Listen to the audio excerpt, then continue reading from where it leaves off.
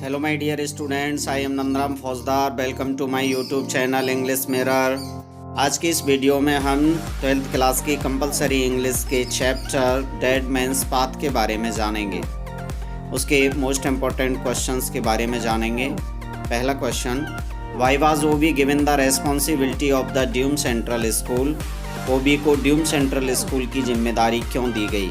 Answer है Dume central school had always been an unprogressive school. Dume central school हमेशा ही एक अप्रगतिशील विद्यालय रहा. Obi was young and energetic man. Obi युवा और ऊर्जावान आदमी था. He had many wonderful ideas. और उसके पास बहुत सारे अद्भुत विचार थे. सो इसीलिए Obi was given the responsibility of Dume central school. इसीलिए ओबी को ड्यूम सेंट्रल स्कूल की जिम्मेदारी दी गई टू इम्प्रूव इट्स कंडीशन. इसकी स्थिति, इसकी दशा सुधारने के लिए.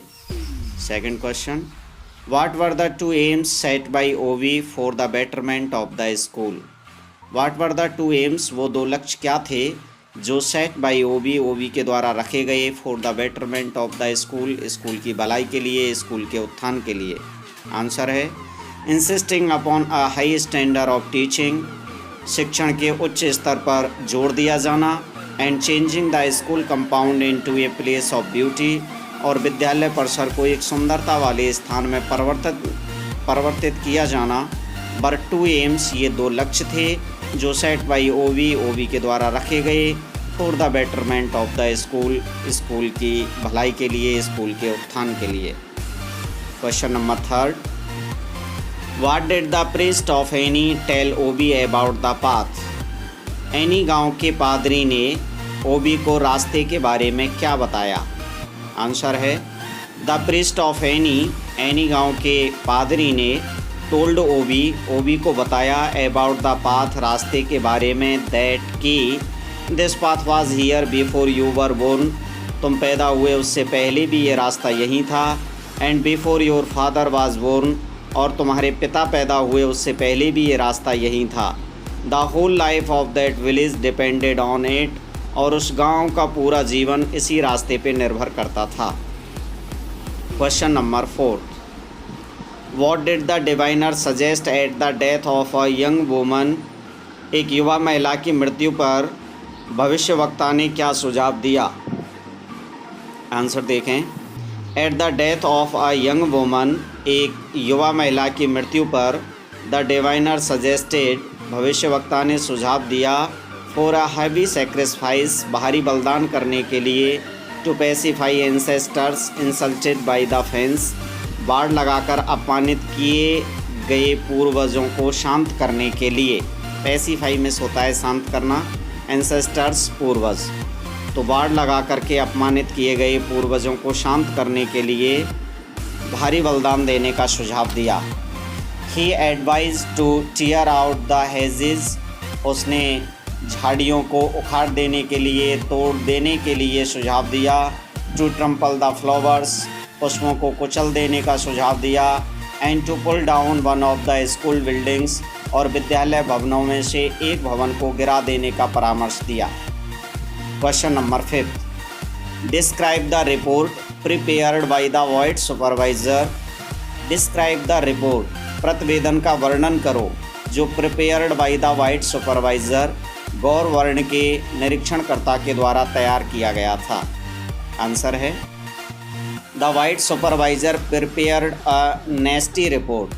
श्वेत वर्ण के या गौर वर्ण के निरीक्षणकर्ता ने एक बहुत ही भद्दी रिपोर्ट तैयार की, भद्दा प्रतिवेदन तैयार किया.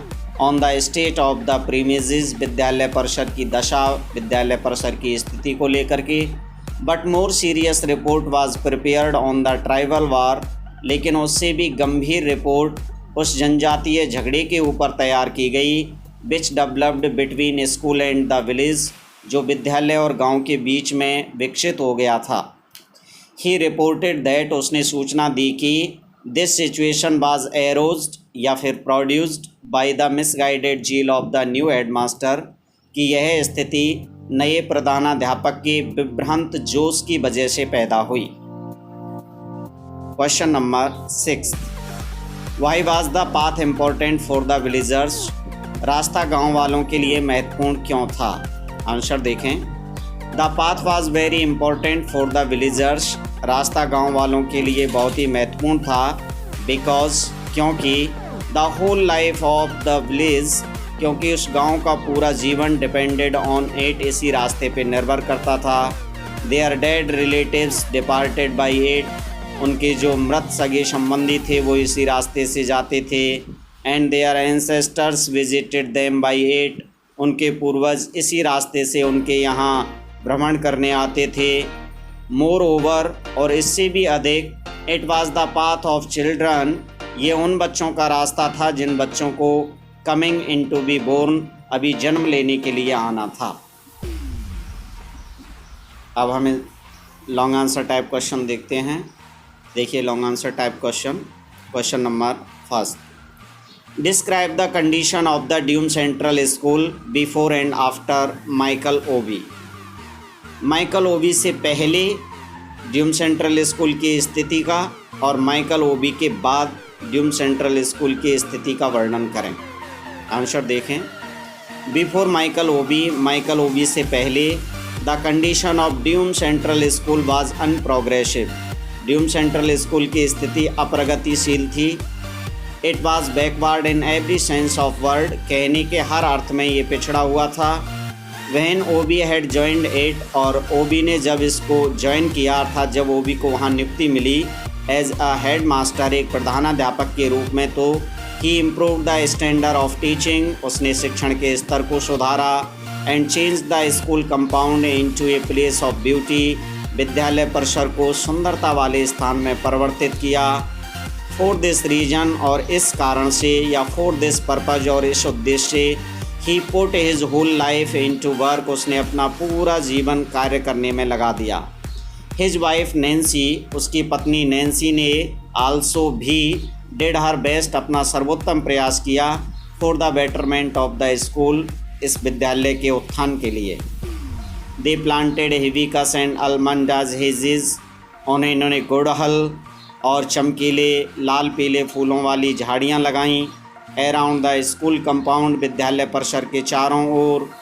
दे also planted the marigold plants in small beds, उन्होंने छोटी छोटी क्यारियों में गेंदा के पौधे भी लगाए।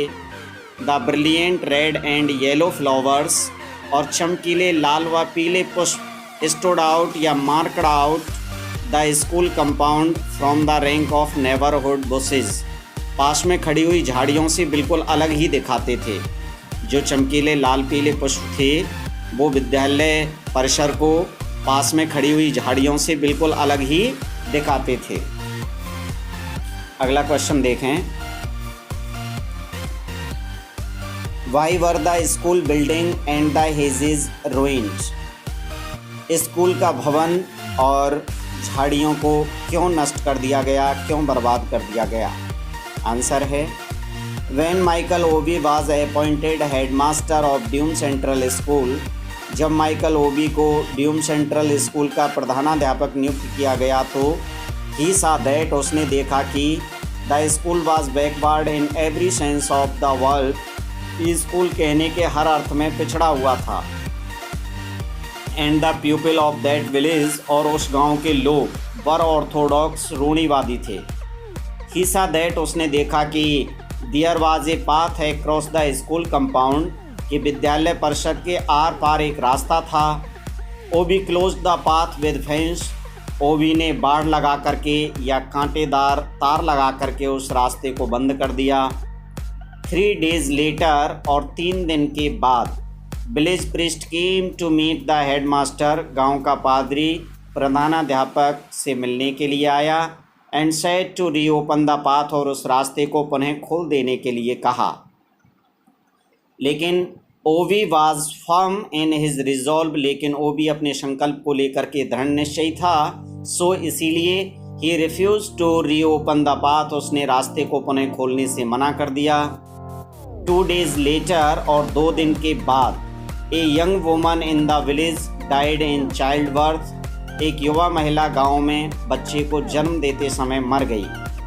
अ डिवाइनर वाज इमीडिएटली कंसल्टेड, एक भविष्यवक्ता से तुरंत प्रभाव से या शीघ्र ही परामर्श किया गया।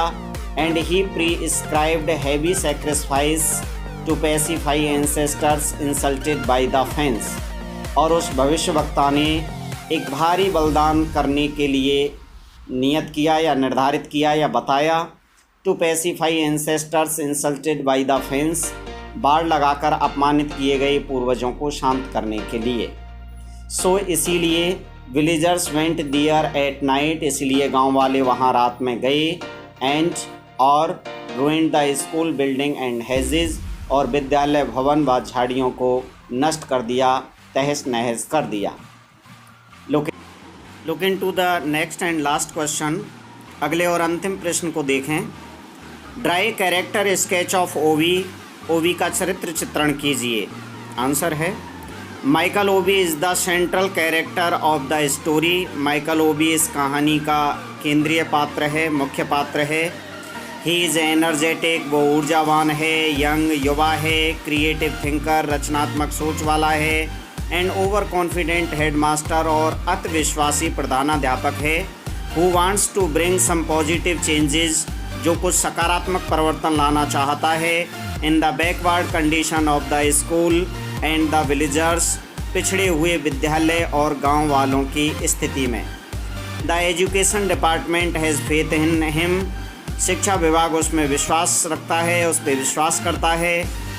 अ conflict takes place between the priest who represents the traditions of village fathers, और एक विवाद गांव के पादरी के बीच जो गांव के पूर्वजों की परंपराओं का प्रतिनिधित्व करता है, and the new head master of Dume central school, और ड्यूम सेंट्रल स्कूल के नए प्रधानाध्यापक के बीच, who represents the modern ideas and education, जो आधुनिक विचार और शिक्षा का प्रतिनिधित्व करता है, उनके बीच एक विवाद हो जाता है। एज ए रिजल्ट, और एक परिणाम स्वरूप, a tribal war situation developed between the school and the villagers, और इसके परिणाम स्वरूप एक जनजातीय झगड़ा विद्यालय और गांव वालों के बीच में हो गया।